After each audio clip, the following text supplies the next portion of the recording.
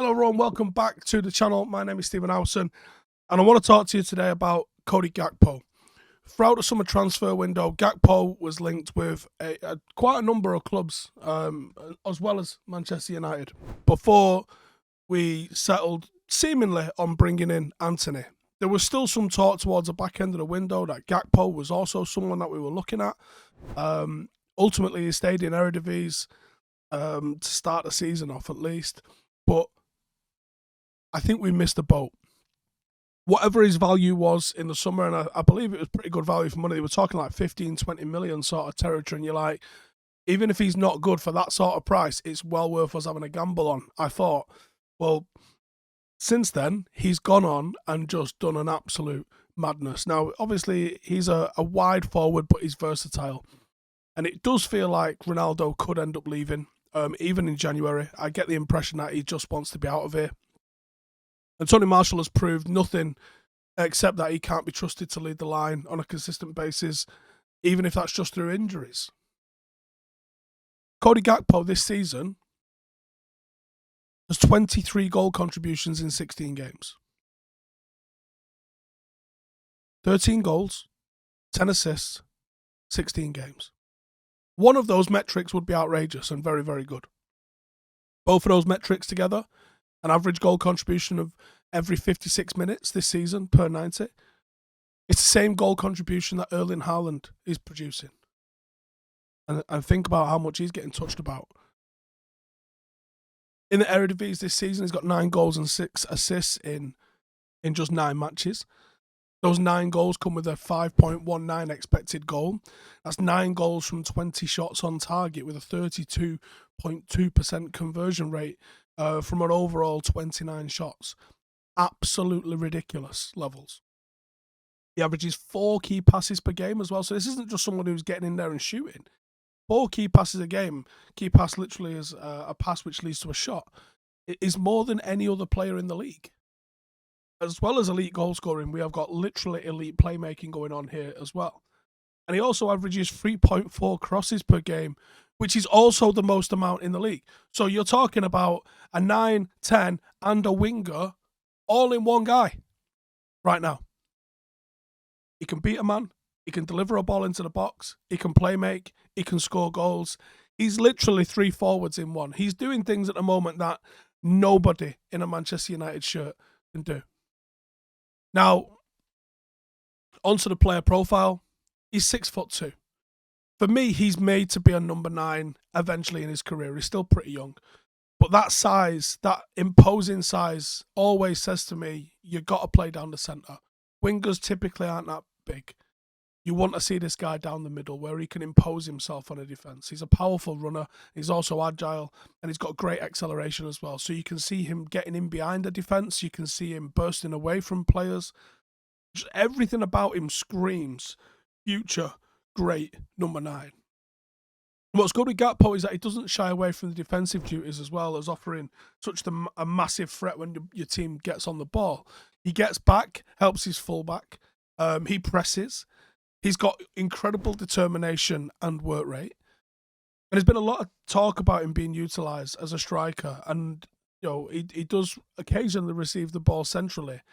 I think he probably does, for now at least, shine in those wide areas where he can get at players 1v1.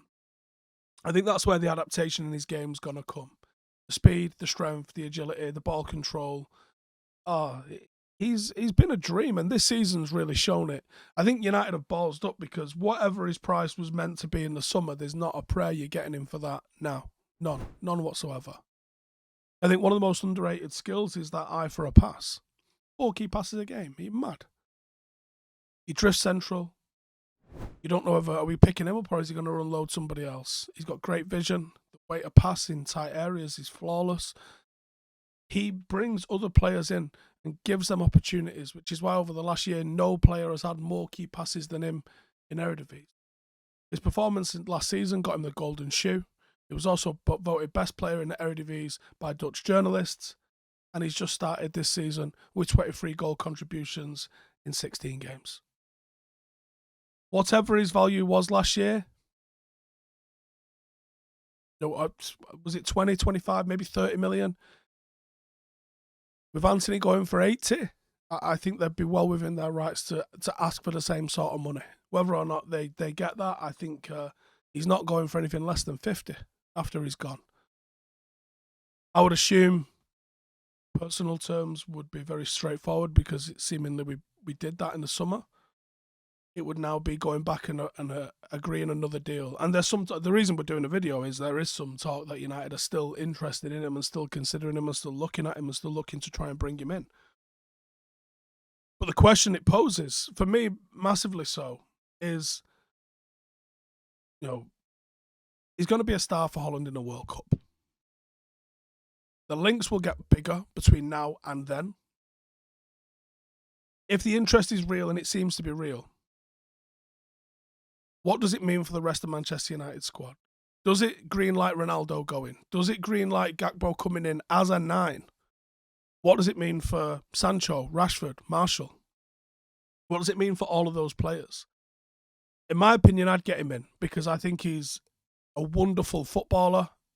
He's going to score goals. And when I look at the squad at United at the moment, I think the goalkeeper's there. He's not the best goalkeeper in the world, but he's not the worst goalkeeper in the world either. And there's bigger issues to address in the team, so we'll just leave the goalkeeper as it is at the moment. The defence, when the first choice defence is playing, I got confidence in it. The midfield, when the first choice midfield is in, and even, I think we saw at the weekend, Shaw coming in, Lindelof coming in, they did a good job. That was 50% of the defence missing. Those that came in did a good job. With the midfield, it's Casemiro, Eriksen, Bruno. Very happy. You can then start to bring Fred in. So you could have Fred, Casemiro, Bruno. That might work. You could have McTominay, Eriksen, Bruno. We've seen that work. You might go a little bit more adventurous and maybe bring in a Donny van de Beek perhaps. You might go a little bit more defensive, sacrifice Bruno, use Eriksen as the 10 and play McTominay alongside Casemiro. If it was going to be a bit more of a scrap in the middle, you wanted a little bit more physicality. The point is there's options. United have got options in the middle of the park. Up front, I would argue there's options. Alanga, Rashford, Sancho, Antony is 4 good options for the wide areas. Cristiano Ronaldo, Antony Martial. It's not quite enough options, I don't think, for that number 9 spot, especially considering regardless of what people are saying, I think Ronaldo wants out and Antony Martial can't stay fit to take that place. If that was different, it'd be different, but it's not, and it's not. I think up front is the area that United need to bring goals in. We're going to lose games we should win. Draw games we should win. Because we're not going to score enough goals this season. And I think if you can address that in January, this would be a great place to start. So let me know in the comments. 1, do you see it happening? 2, does he play wide or central in the next one?